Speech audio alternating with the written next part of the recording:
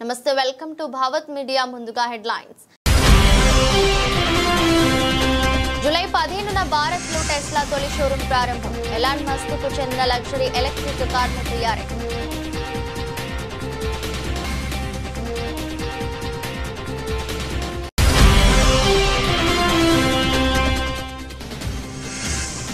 నాకు హైకమాండ్ నుంచి పూర్తి మద్దతు ఉంది. సీఎం మార్పుపై సిద్ధరామయ్య.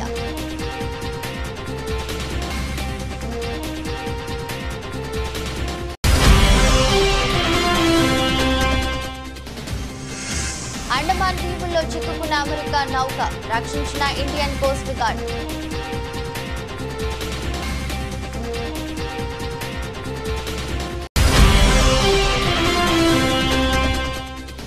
కాంగ్రెస్ పార్టీ తెలంగాణకు 50 ఏళ్లు ఖర్చు చేసిన మూసాలకు cover point presentation. మండిపడ్డ Harish Rao.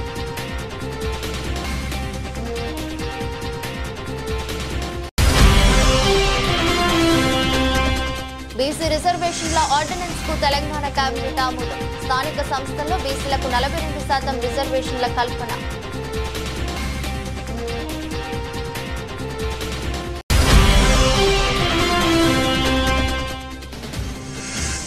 Kakinada GGH ఘటన, వారిపై కఠిన చర్యలకు సీఎం చంద్రబాబు ఆదేశం.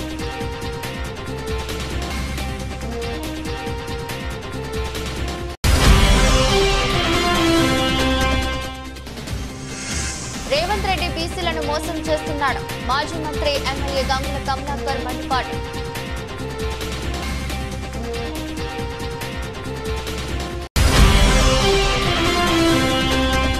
కల్తీ కల్లు ఘటనలో కాంగ్రెస్ ప్రభుత్వం చర్యలు చేపట్టడంలో అలసత్వం. కూకట్పల్లి నియోజకవర్గ ఎమ్మెల్యే మాధవరం కృష్ణారావు ఆరోపణ.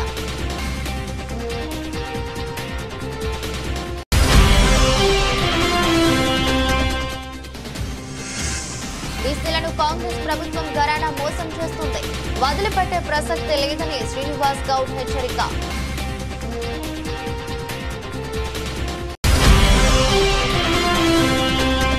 P40 పావర్టీ కార్యక్రమంపై సమీక్ష నిర్వహించిన చంద్రబాబు. మార్గదర్శులను ప్రోత్సహించేందుకు చర్యలు చేపట్టాలన్న సీఎం. ప్రపంచ కుబేరుడు ఎలాన్ మస్క్ కు చెందిన లగ్జరీ ఎలక్ట్రిక్ కార్ల తయారీ దిగ్గజం టెస్లా భారత్ లో అడుగు పెట్టేందుకు సిద్ధమవుతుంది.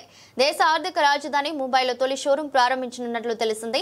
మరో 4 రోజుల్లో అంటే జూలై 15న టెస్లా భారత్ లో తొలి షోరూం ను అఫీషియల్ గా లాంచ్ చేయనున్నట్లు ప్రముఖ వార్తా సంస్థ రాయిటర్స్ నివేదించింది.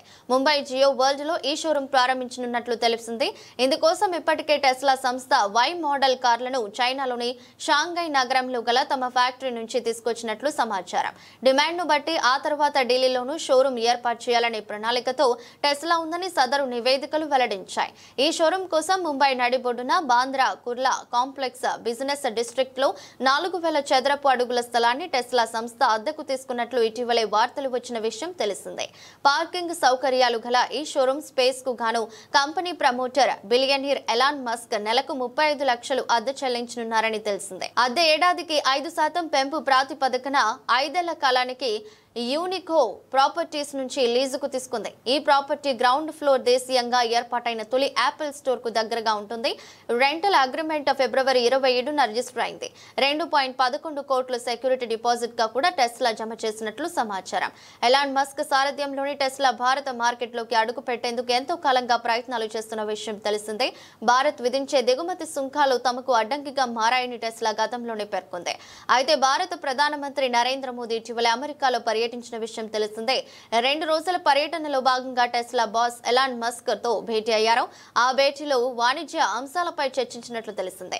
ఇందులో భాగంగా టెస్లా భారత్ లో ప్రవేశానికి సంబంధించిన కీలక అంశాలను కూడా ఇరువురు ప్రస్తావించినట్లు సమాచారం. మోదీ అమెరికా పర్యటన సమయంలోనే భారత్ లో టెస్లా విస్తరణకు బీజం పడింది. ఆటోమొబైల్ రంగంలో కొత్త ఒరవడి సృష్టించిన టెస్లా కంపెనీ ఎలక్ట్రిక్ కార్ల మార్కెట్ కు ఈసారి భారత్ ను ఎంచుకుంది.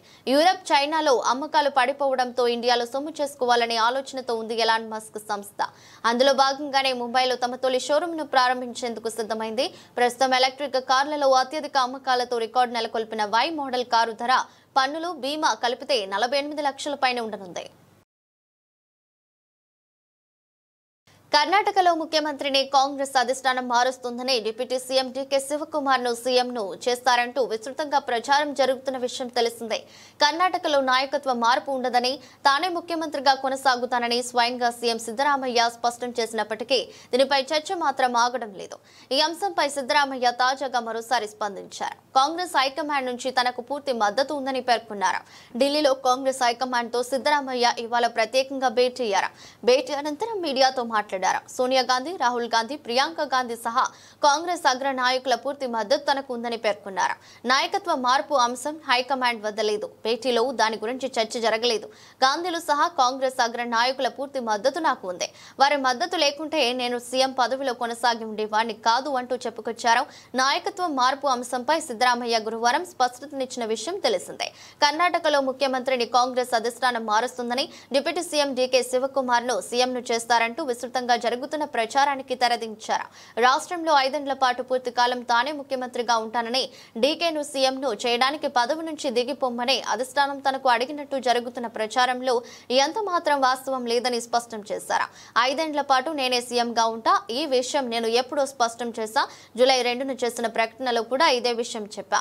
ఆ రోజు నా పక్కన శివకుమార్ కూడా ఉన్నారని పేర్కొన్నారు. సీఎం పదవిపై డీకే ఆశపడుతున్న విషయంపై ఆయన మాట్లాడుతూ, డీకే కూడా ఈ పదవికి ఆశావహుడే, అందులో ఎలాంటి తప్పు లేదు. ఆయన కూడా ఇదే విషయాన్ని పేర్కొన్నారు. కానీ సీఎం కుర్చీ ప్రస్తుతం ఖాళీ లేదని చెప్పారు. అమెరికాకు చెందిన సైలింగ్ నౌక సీ ఏంజిల్ అండమాన్ నికోబార్ దీవుల్లోని ఇందిరా పాయింట్ కు సుమారు 52 నాటికల్ మైళ్ల వద్ద చిక్కుకుపోయింది. అయితే ఆ నౌకతో పాటు దాంట్లో ఉన్న 2 సెయిలర్లను భారతీయ కోస్ట్ గార్డు రక్షించింది. జూలై 10వ తేదీన ఈ ఘటన జరిగింది. 2 సిబ్బందితో బయలుదేరిన అమెరికా పడవ నికోబార్ దీవుల వద్ద తీవ్ర ఒడిదుడుకులకు లోనైంది. చాలా ప్రతికూల వాతావరణం నేపథ్యంలో ఆ నౌక ఇందిరా పాయింట్ సమీపంలో చిక్కుకుపోయింది. అయితే సహాయం కోసం ఆ నౌక అలర్ట్ చేసింది. ఎంఆర్సీసీ పోర్ట్ బ్లెయిర్ సమీపంలో ఉన్న నౌకలకు ఆ హెల్ప్ కాల్ గురించి అలర్ట్ చేసింది. ప్రోటోకాల్ ప్రకారం రెస్క్యూ ఆపరేషన్ చేపట్టారు. భారతీయ కోస్ట్ గార్డుకు చెందిన ఐసీజీ రాజ్ వీర్ నౌకను సహాయం కోసం పంపారు. సముద్రంలో చిక్కుకున్న అమెరికా నౌకతో ఐసీజీ రాజ్ వీర్ లింకు ఏర్పరచుకున్నది. బలమైన గాలులు వీస్తున్న సిబ్బంది సురక్షితంగా, ఆరోగ్యంగా ఉన్నట్లు గుర్తించారు. జూలై 11వ తేదీన ఆ నౌకను విజయవంతంగా క్యాంప్ బెల్ బే హార్బర్ కు తరలించారు. కృష్ణానదిలో 763 టీఎంసీలు కావాలని కేసీఆర్ పోరాటం చేశాడు. మన లాయర్లు, అధికారులు 763 టీఎంసీల కోసం కోట్లాడుతుంటే రేవంత్ రెడ్డి 500 టీఎంసీలు చాలు అంటుండు. ఉత్తమ్ కుమార్ రెడ్డి ఏమో 563 టీఎంసీలు చాలు అంటుండు. మీరు ఇరిగేషన్ డిపార్ట్మెంట్ తో మాట్లాడి విషయ పరిజ్ఞానం పెంచుకుని తర్వాత మీడియా ముందు మాట్లాడండి. బేసిన్లు తెలవనుడు ముఖ్యమంత్రి అయ్యిండు, బేసిక్లు తెలవనుడు నీళ్ల మంత్రి అయ్యిండు. రేవంత్ రెడ్డి ఇచ్చింది పవర్ పాయింట్ ప్రెజెంటేషన్ కాదు. కాంగ్రెస్ పార్టీ తెలంగాణకు 50 ఏళ్లుగా చేసిన మోసాలకు కవర్ పాయింట్ ప్రెజెంటేషన్ అని హరీష్ రావు మండిపడ్డారు. కృష్ణాలో కూడా ఏమంటాడు, 500 చాలని రేవంత్ రెడ్డి అన్నాడు. ఉత్తమ్ కుమార్ రెడ్డి నిన్న మాట్లాడినప్పుడు ఏమన్నాడో చూడండి.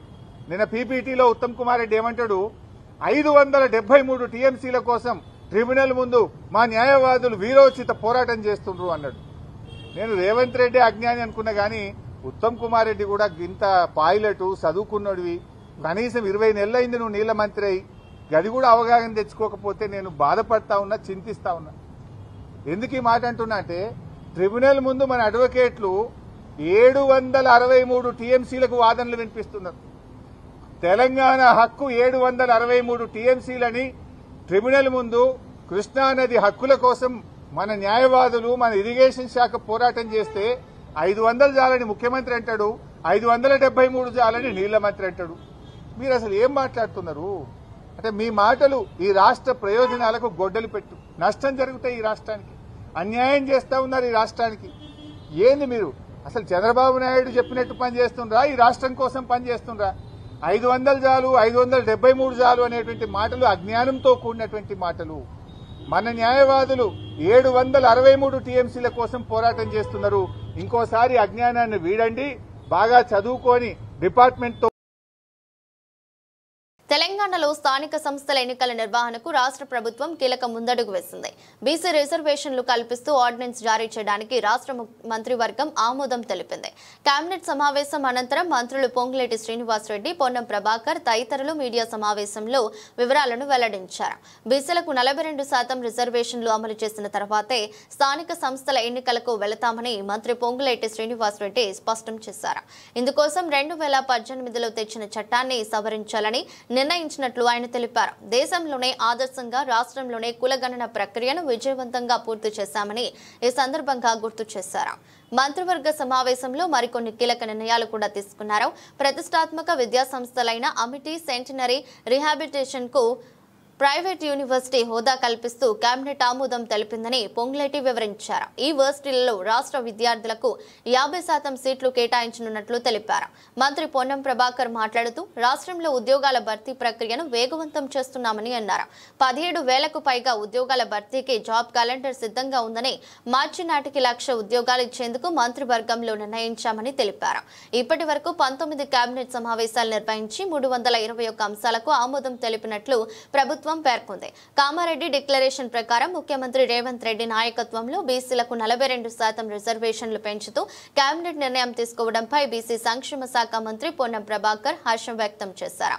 కోర్టు తీర్పులో భాగంగా నెల రోజుల్లో రిజర్వేషన్లు పూర్తి చేసి ఎన్నికల జరపాలని ప్రభుత్వంలో 19వ కేబినెట్ చారిత్రాత్మక నిర్ణయం తీసుకుందని వెల్లడించారు. పార్టీలకు అతీతంగా బీసీల 42% రిజర్వేషన్లకు మద్దతు ఇవ్వాలని కోరారు.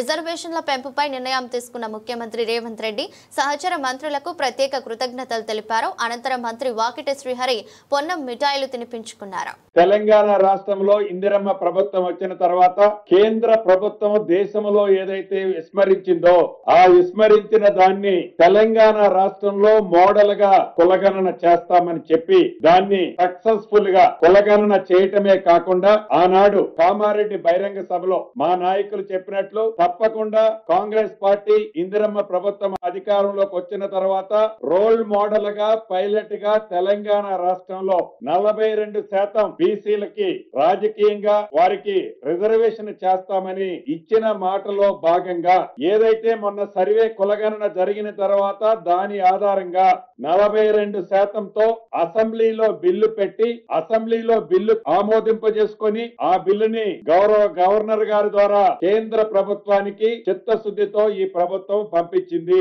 పంపించడమే కాకుండా అనేక పర్యాయాలు గౌరవ ముఖ్యమంత్రి గారు, మా బీసీ శాఖ మంత్రి వర్యులు, మిగతా సహచర మంత్రులు ఢిల్లీ పోయినప్పుడల్లా కూడా ఈ అంశం మీద అక్కడ సంబంధిత అధికారులతో సంబంధిత మంత్రులతో అనేక పర్యాయాలు చర్చించారు. దాని మీద వారు ఎన్నో కొర్రెలు రాస్తూ వచ్చి డ్రాగన్ చేసే కార్యక్రమాన్ని చేపట్టారు. అయినా కూడా ఈ రోజు కేబినెట్ కి గౌరవ అడ్వకేట్ జనరల్ గారిని కూడా పిలిచి న్యాయపరంగా భవిష్యత్తులో ఏ రకమైన చిక్కులు రాకుండా ఉండే విధంగా బీసీ సోదరులకి మొన్న ఏదైతే సర్వే చేయబడిందో సర్వే చేసిన దాని పద్ధతిలో 42% రిజర్వేషన్లతో స్థానిక సంస్థ ఎన్నికలకి పోవాలని ఈ రోజు కేబినెట్. కాకినాడ రంగరాయి మెడికల్ కాలేజీ ఘటనపై ముఖ్యమంత్రి చంద్రబాబు నాయుడు సీరియస్ అయ్యారు. నిందితులపై కఠిన చర్యలకు సీఎం ఆదేశాలు జారీ చేశారు. మెడికల్ కాలేజీలో విద్యార్థినులపై లైంగిక వేధింపుల ఘటనపై ముఖ్యమంత్రి ఆగ్రహం వ్యక్తం చేశారు. ఈ వ్యవహారానికి సంబంధించి అధికారులను నివేదిక ఇవ్వాల్సిందిగా కోరారు. ఈ క్రమంలో సీఎం చంద్రబాబుకు వైద్య ఆరోగ్య శాఖ అధికారులు నివేదికను సమర్పించారు. మెడికల్ కాలేజ్ ఆసుపత్రిలో ల్యాబ్ అటెండెంట్ గా పనిచేస్తున్న కళ్యాణ్ చక్రవర్తి అనే ఉద్యోగిపై ఈ నెల 9న విద్యార్థులు కాలేజ్ ప్రిన్సిపల్ కు ఫిర్యాదు చేశారు. ఈ ఘటనను సీరియస్ గా తీసుకున్న అధికారులు దీనిపై అదే రోజు కమిటీని నియమించి విచారణ చేపట్టారు. నిన్న రాత్రి వరకు విద్యార్థులతో విచారణ కమిటీ మాట్లాడి నివేదిక సిద్ధం చేశారు.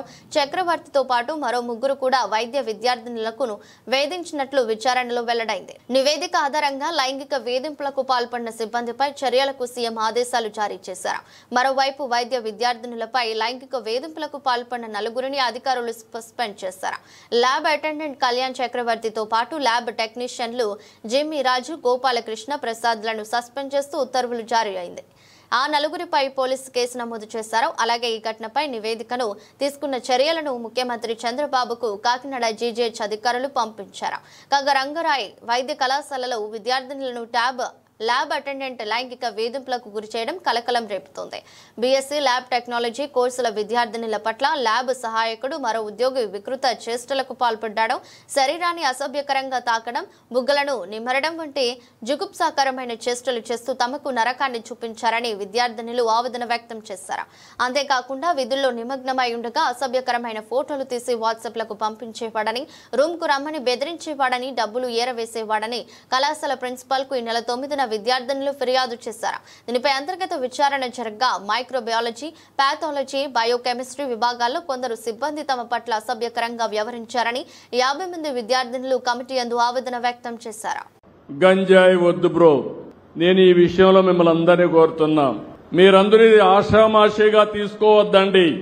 నేను ఎన్నికల ముందు ఒక మాట చెప్పాను, మొత్తం ఏజెన్సీ ఏరియాలో విశాఖపట్నం, అరొక, పాడేరులో గంజాయి పెద్ద ఎత్తున పెంచారు. మామూలుగా కాదు, ఒక వ్యవసాయ వాణిజ్య పంటమారుగా పెంచి దేశానికి, ప్రపంచానికి సరఫరా చేసే పరిస్థితికి వచ్చారు. దీనివల్ల చాలా మంది పిల్లలు కాలేజీల్లో అలవాటు పడే పరిస్థితికి వచ్చారు. ఏ పనైనా కంట్రోల్ చేయగలుగుతాం, లా అండ్ ఆర్డర్ కంట్రోల్ చేయగలుగుతాం. ఒకసారి డ్రగ్స్ కి అలవాటు పడితే చాలా ప్రమాదం. ఆ విషయం మీరు గుర్తుపెట్టుకోవాలి. నేను ఒకటే హామీ ఇస్తున్నా, ఎవడైనా సరే డ్రగ్స్ అమ్మినా, గంజాయి పండించినా, గంజాయి అమ్మినా అదే చివరి రోజు మీకు గుర్తుపెట్టుకోమని హెచ్చరిస్తున్నా. మా పిల్లల భవిష్యత్తు ఆడుకోవద్దండి. అదే సమయంలో తల్లిదండ్రులు కూడా కోరుతున్నాం, నిన్నే ఆలోచించాం, ఎవరైనా ఒక షాప్ లో అమ్మితే ఆ షాపుని సీజ్ చేస్తాం. నిన్న మొన్న చూస్తే వ్యసనానికి బానిసలైపోయి విశాఖపట్నంలో పాడుబడిపోయిన ఎండల్లో గంజాయి మొక్కలు పెంచే పరిస్థితికి వచ్చారు. అలాంటి గంజాయి మొక్కల్ని ఎట్టి పరిస్థితుల్లో ఉపేక్షించాం, ఎక్కడ కూడా జరగనీయం, కఠినంగా ఉంటాం. ఆ ఆస్తిని కూడా ప్రభుత్వం స్వాధీనం చేసుకుని గంజాయి బాధితులకు ఖర్చు పెడతానని చెప్పి మీ అందరికీ తెలియజేస్తున్నా. అవసరమైతే భవిష్యత్తులో నేను హెచ్చరిస్తున్నా, మీరు మారకపోతే మీకిచ్చే సంక్షేమ కార్యక్రమాలు కూడా బంద్ చేస్తామని వారందరికీ హెచ్చరిస్తున్నారు. బీసీ బిల్లును రాజ్యాంగంలోని 9వ షెడ్యూల్లో పొందుపరచకపోతే ఊరుకోమని కేంద్రం మీద ఒత్తిడి తెచ్చారా? ఢిల్లీకి పోయి ఒక్కరోజు ధర్నా చేసి తూతూ మంత్రంగా చేసి వచ్చేశారా? ఆర్డినెన్స్ ద్వారా 42% రిజర్వేషన్లు ఇస్తామని రేవంత్ రెడ్డి బీసీలను మోసం చేస్తున్నాడని మాజీ మంత్రి ఎమ్మెల్యే గంగుల కమలాకర్ మండిపడ్డారు. గతంలో బీహార్ ఎలా అయితే ఫెయిల్ అయినరో, తమిళనాడు అయితే ఎలా సక్సెస్ అయిందో, ఆంధ్రప్రదేశ్, మహారాష్ట్ర ఎట్లా ఫెయిల్ అయినరో, ఇవన్నీ పరిణామాలు తీసుకొని మీరు కూడా అలా వ్యవహరిస్తే తమిళనాడు తరహాలో వస్తాయని చెప్పేసి క్లియర్గా చెప్పడం జరిగింది. మీరు వల్ల క్యాబినెట్లో పెట్టి ఆర్డినెన్స్ తీసుకొస్తా అన్నారు. నేను రేవంత్ రెడ్డి ప్రభుత్వానికి సూటిగా ప్రశ్నిస్తాను, నిజంగానే ఆర్డినెన్స్ ద్వారా రిజర్వేషన్ కలగాలంటే మరి 20 నెలలు ఎందుకు కాలయాపన చేశారు? 150-160 కోట్లు ఎందుకు ఖర్చు చేశారు? ఎందుకు కమిటీలు వేశారు? ఎందుకోసం మీరు ఇవన్నీ కాలయాపన? నిజంగానే ఆర్డినెన్స్ ద్వారా తీయాలనుకుంటే 20 నెలల ముందే ఆర్డినెన్స్ ద్వారా చేయొచ్చు ఎన్నికల ప్రక్రియ. అంటే ఒక మోసం చేసే ప్రక్రియ చేస్తుండ్రు. మళ్ళీ నేను ఒక్కసారి చెప్తున్నాను, ఇది మీరు ఏం ప్రెజర్ చేశారు? 1990లో జయలలిత గారు 3 సంవత్సరాలు ప్రెజర్ వేసుకొని 1994లో ఢిల్లీలో కూర్చొని ఒత్తిడి తెచ్చారు. మరి మీరేం తెచ్చిండ్రు ఒత్తిడి? ఒక్కరోజు ధర్నా చేసుకొని తూతు మంత్రంగా వచ్చేసిండ్రు. ప్రధానమంత్రి కలిశారా? ప్రెసిడెంట్ని కలిశారా? అఖిలపక్షాన్ని తీసుకువెళ్ళారా? వార్నింగ్ ఇచ్చారా? మీరు మా యొక్క బీసీ యొక్క ఈ బిల్లును రాజ్యాంగంలో 9వ షెడ్యూల్లో పొందుపరచకపోతే మేము ఢిల్లీ వదిలి రాము అని చెప్పి ఏమైనా అల్టిమేటం ఇచ్చారా? అంటే ఇవన్నీ కూడా తూతు మంత్రంగా మొక్కుబడిగా చేసే వ్యవహారంగా భావిస్తున్నాం. కాబట్టి ఇంత దూరం వచ్చినా కూడా మమ్మల్ని మోసం చేస్తే మాత్రం. కల్తీ కల్లు ఘటనలో కాంగ్రెస్ ప్రభుత్వం చర్యలు చేపట్టడంలో అలసత్వం వహించడమే కాకుండా కాంగ్రెస్ పార్టీకి చెందిన వారే ఆ కాంపౌండ్స్ ను నడిపిస్తుండటంతో వాటిపై చర్యలు తీసుకోవడం లేదని కూకట్పల్లి నియోజకవర్గ ఎమ్మెల్యే మాధవరం కృష్ణారావు ఆరోపించారు. ఈ ఘటనలో మృతి చెందిన కుటుంబాలకు 20 లక్షల రూపాయల ఎక్స్గ్రేషియా అందజేయాలని డిమాండ్ చేశారు. ఎక్సైజ్ అధికారుల నిర్లక్ష్యం వల్ల ఈ ఘటన జరిగిందని, వారు కఠినంగా శిక్షించాలన్నారు. ఘటన జరిగిన వెంటనే కల్లు కాంపౌండ్స్ అధికారులు తెలుపుతున్న తానే స్వయంగా కాంపౌండ్ లోకి వెళ్లామని ఎక్కడ సీజ్ చేశారో చూపించాలని ప్రశ్నించారు. ఇద్దరు మంత్రులు ఆసుపత్రికి వెళ్లి పరామర్శించడమే తప్ప అండగా నిలవలేదని విమర్శించారు. నిమ్స్ ఆసుపత్రికి అంబులెన్స్ లో బాధితులను తీసుకుని వెళితే వారు చేర్పించుకోక అటు ఇటు తిప్పుతుండటంతో పలువురు చనిపోయినట్లు ఆయన వెల్లడించారు. బాధితులకు న్యాయం చేయకపోతే కుటుంబాలతో కలిసి ప్రభుత్వ వైఖరిని ఎండగట్టేలా కార్యక్రమాలను చేపడతామని అన్నారు.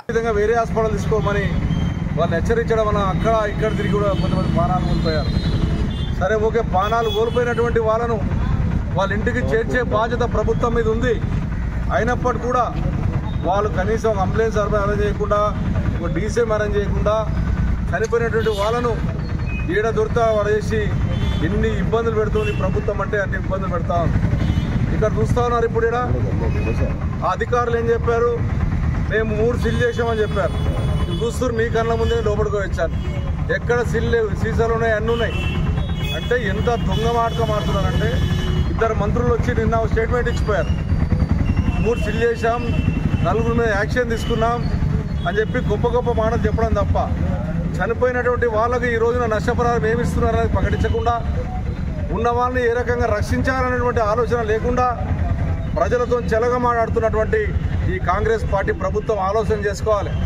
ఎందుకు నీ పార్టీ లీడర్లది హైదర్నగర్ షాప్ అని ఆలోచన చేస్తున్నారా? నీ కాంగ్రెస్ కార్యకర్తల కలకంపోలను ఆలోచన చేస్తున్నారా? ప్రజలు బీసీలను కాంగ్రెస్ ప్రభుత్వం గరానా మోసం చేస్తుంది. 42% రిజర్వేషన్ల కోసం పూర్తిగా సహకరిస్తామని చెప్పా. బీసీ బిల్లు ఆమోదం కోసం కేంద్రం వద్ద ఎలాంటి ప్రయత్నం చేయలేదు. గవర్నర్ ఢిల్లీకి పంపారు, కేంద్రం వద్ద ఉంది. మళ్ళీ ఇప్పుడు ఆర్డినెన్స్ తీసుకొచ్చారు. గతంలో రాష్ట్రంలో మహారాష్ట్ర, తమిళనాడు, బీహార్లో జీవోలు ఇస్తే కోర్టుల్లో నిలబడలేదు. అలా అనుకుంటే ముందే జీవో ఇవ్వవచ్చు కదా. 9 షెడ్యూల్లో పెట్టకుండా 70% రిజర్వేషన్లు ఎలా అమలవుతాయి? అఖిలపక్షం పెట్టకుండా ఏకపక్షంగా చేయడం బీసీలను అన్యాయం చేయడమే. చాలా అనుమానాలు ఉన్నాయి. 42% రిజర్వేషన్లకు చట్టబద్ధత కల్పించాలి, వదిలిపెట్టే ప్రసక్తే లేదని శ్రీనివాస్ గౌడ్ హెచ్చరించారు. పూర్తి మద్దతు. మీరు ఏ పోరాటం అయినా చేయండి, ఇక్కడ చేయండి, ఢిల్లీ కూడా వస్తాం, మీతో పాటు అఖిలపక్షాన్ని తీసుకెళ్ళండి, ప్రధానమంత్రిని కలుద్దాం, తమిళనాడు తరహా మనం సాధించుకుందాం అని చెప్పినాం. చెప్పిన తర్వాత ఒక్కరోజు కూడా మరి ప్రధానమంత్రిని కలవలేదు, రాష్ట్రపతిని కలవలేదు. హడావుడి చేసింది తప్ప ప్రయత్నం చేసినట్టు తెలంగాణలో ఒక చిన్న పిల్లలంటే చెప్తారు. ఢిల్లీలో పోయి 42% గురించి ఏమైనా అడిగిన చేసిందంటే అడగంది ఎవరు? అమ్మ కూడా అన్నం పెట్టదు. మరి ఈరోజు సడన్గా క్యాబినెట్ సమావేశాలు పెట్టి గవర్నర్ ఆర్డినెన్స్ అంటున్నారు. ఇదే గవర్నర్ గారు రాష్ట్రపతికి పంపిండు, అక్కడ పెండింగ్లో ఉంది. మళ్ళీ మీరు ఇప్పుడు ఆర్డినెన్స్ అని చెప్తున్నారు. ఆర్డినెన్స్ జియో ఇచ్చి ఆర్డినెన్స్ ద్వారా తెస్తామంటున్నారు. గతంలో 2018లో 396 జియో ద్వారా 34% పెంచి ఇదే మేము గవర్నర్ ద్వారా మేము రిజర్వేషన్ ఇచ్చి పెంచి ఇద్దామనే ప్రయత్నం చేస్తే స్వప్నారెడ్డి అనే ఒక పిటిషనర్ హైకోర్టులో వేసి కొట్టేశారు. ఈ 396 మీలాగా మేము ఇచ్చిన జియో ఆల్రెడీ కొట్టేయంగా సుప్రీంకోర్టుకి వెళ్తే సుప్రీంకోర్టు కూడా మీరు విత్డ్రా చేసుకుంటారా అని చెప్పి బెదిరించి విత్డ్రా చేయించుకోగా, మహారాష్ట్రలో కూడా సేమ్ జియో ఇస్తే ఎలక్షన్ నోటిఫికేషన్ తర్వాత కూడా రద్దు చేయంగా, మీ కన్న ముందర కనిపించంగా, తమిళనాడులో 3 సార్లు ఆంక్షలు పెట్టంగా,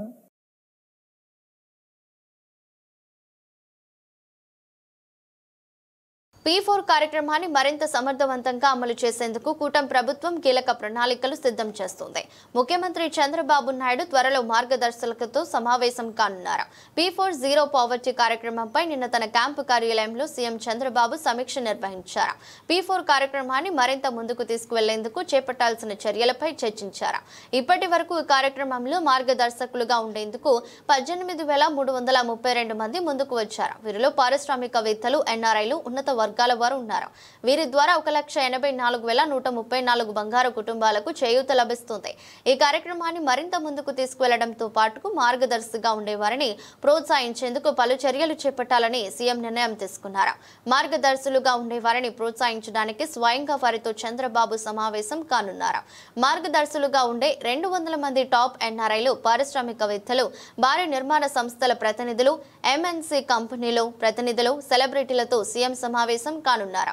ఈ నెల 18వ తేదీన అమరావతిలో వీరిని విందుకు ఆహ్వానించాలనే అంశంపై ఈ సమీక్షలో చర్చ జరిగింది. P4 లక్ష్యాలను వివరించి మరింత మందిని కార్యక్రమంలో భాగస్వాములను చేసేలా ప్రణాళికలను సిద్ధం చేయాలని చంద్రబాబు ఆదేశించారు.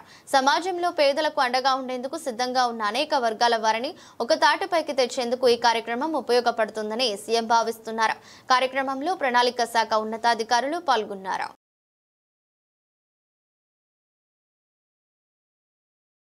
బంగారం ధరలు రోజు రోజుకు పెరుగుతున్నాయి. పేద మధ్యతరగతి కుటుంబాల వారికి షాక్ ఇస్తున్నాయి. ఓ రోజు తగ్గి 3 రోజులు పెరుగుతున్నాయి. గత నెలలో 94,000 దగ్గర ట్రేడ్ అయిన స్వచ్ఛమైన 24 క్యారెట్ల బంగారం ధర ఇప్పుడు 98,000 దగ్గర ట్రేడ్ అవుతుంది.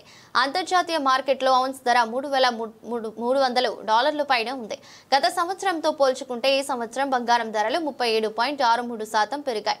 గత 24 రోజుల పరిస్థితి చూసుకుంటే బంగారం ధరలు 70% పెరిగాయి. హైదరాబాద్ నగరం నిన్న 10 గ్రాముల 22 క్యారెట్ల బంగారం ధర $90,200 దగ్గర, 10 గ్రాముల 24 క్యారెట్ల బంగారం ధర $98,400 దగ్గర, 10 గ్రాముల 18 క్యారెట్ల బంగారం ధర $73,800 దగ్గర ట్రేడ్ అయింది. నిన్నటితో పోల్చుకుంటే 10 గ్రాముల బంగారంపై గ్రాముకు ₹1 చొప్పున ₹10 పెరిగింది. 10 గ్రాముల 24 క్యారెట్ల బంగారం ధర $98,410 దగ్గర, 10 గ్రాముల 22 క్యారెట్ల బంగారం ధర $90,210 దగ్గర, 10 గ్రాముల 18 క్యారెట్ల బంగారం ధర $73,810 దగ్గర ట్రేడ్ అవుతుంది. ఇంగ్లాండ్తో జరుగుతున్న 3వ టెస్టులో భారత కెప్టెన్ శుభ్మన్ గిల్ తనలోని మరో కోణాన్ని ప్రదర్శించాడు. బంతితోనే కాకుండా మాటలతోనూ ప్రత్యర్థులను ఎలా దెబ్బ కొట్టాలో చూపిస్తూ మైండ్ గేమ్తో ఆకట్టుకున్నాడు. దూకుడుగా ఆడే ఇంగ్లాండ్ బ్యాటర్లు 2వ సెషన్లో నెమ్మదించడంతో వారిని ఉద్దేశించి ఇక ఆసక్తికరమైన క్రికెట్ ఉండదు, బోరింగ్ టెస్టు క్రికెట్కు తిరిగి స్వాగతం అంటూ గిల్ వ్యంగ్యంగా వ్యాఖ్యానించాడు. గిల్ చేసిన ఈ వ్యాఖ్యలు స్టంప్ మైక్లో రికార్డ్ అయ్యాయి. గురువారం ప్రారంభమైన ఈ మ్యాచ్లో గిల్ కెప్టెన్సీ పరంగానూ తనదైన ముద్ర వేశాడు. తొలి సెషన్లో ఇంగ్లాండ్ ఓపెనర్లు కుదుర్చుకుంటున్న సమయంలో 14వ ఓవర్లో fast bowling allrounder Nitish Kumar రెడ్డికి బంతినిచ్చాడు. కెప్టెన్ నమ్మకాన్ని నిలబెడుతూ నితీష్ తన తొలి ఓవర్లోనే 2 కీలక వికెట్లు పడగొట్టి ఇంగ్లాండ్ను దెబ్బతీశాడు. మొదట బెన్ డకెట్, ఆ తర్వాత జాక్ క్రాలీని పెవిలియన్ కు పంపాడు. అంతకుముందు టాస్ గెలిచిన England captain Ben Stokes batting ఎంచుకున్నాడు. లంచ్ విరామానికి 83 పరుగులకు 2 వికెట్లు కోల్పోయిన ఇంగ్లాండ్ టీ విరామ సమయానికి మరో వికెట్ నష్టపోకుండా 153 పరుగులు చేసింది. జో రూట్, ఓలీ పోప్ నిలకడగా ఆడుతూ ఇన్నింగ్స్ ను చక్కదిద్దారు. 2వ సెషన్లో ఇంగ్లాండ్ కేవలం 24 ఓవర్లలో 70 పరుగులు మాత్రమే చేసింది.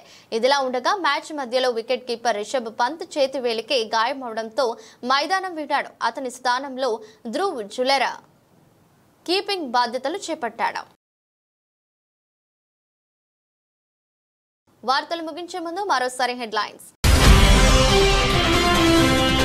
జూలై 15న భారత్లో టెస్లా తొలి షోరూం ప్రారంభం. ఎలాన్ మస్క్ కు చెందిన లగ్జరీ ఎలక్ట్రిక్ కార్ల తయారీ.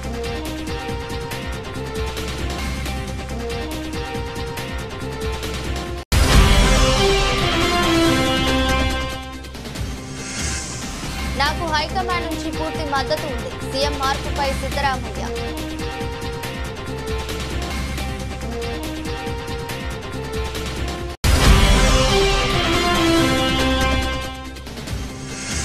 అండమాన్ దీవుల్లో చిక్కుకున్న అమెరికా నౌక రక్షించిన ఇండియన్ కోస్ట్ గార్డ్.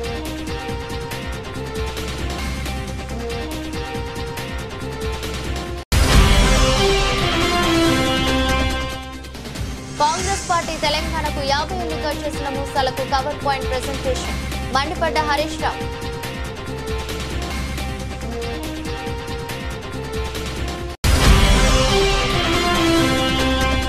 బీసీ రిజర్వేషన్ల ఆర్డినెన్స్ కు తెలంగాణ కేబినెట్ ఆమోదం. స్థానిక సంస్థల్లో బీసీలకు 42% రిజర్వేషన్ల కల్పన.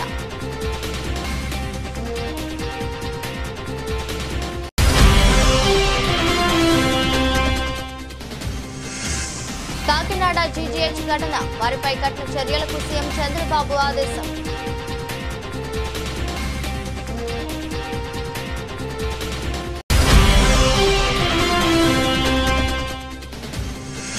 రేవంత్ రెడ్డి బీసీలను మోసం చేస్తున్నాడు. మాజీ మంత్రి ఎమ్మెల్యే గంగుల కమలాకర్ మండిపాటు.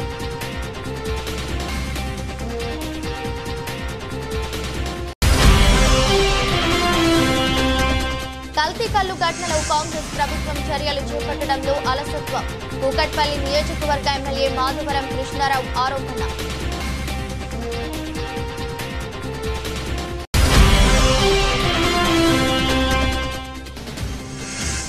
బీసీలను కాంగ్రెస్ ప్రభుత్వం ఘరానా మోసం చేస్తుంది.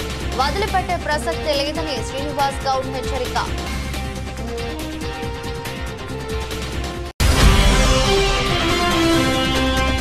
P40 పావర్టీ కార్యక్రమంపై సమీక్ష నిర్వహించిన చంద్రబాబు మార్గదర్శులను ప్రోత్సహించేందుకు చర్యలు చేపట్టాలన్న సీఎం.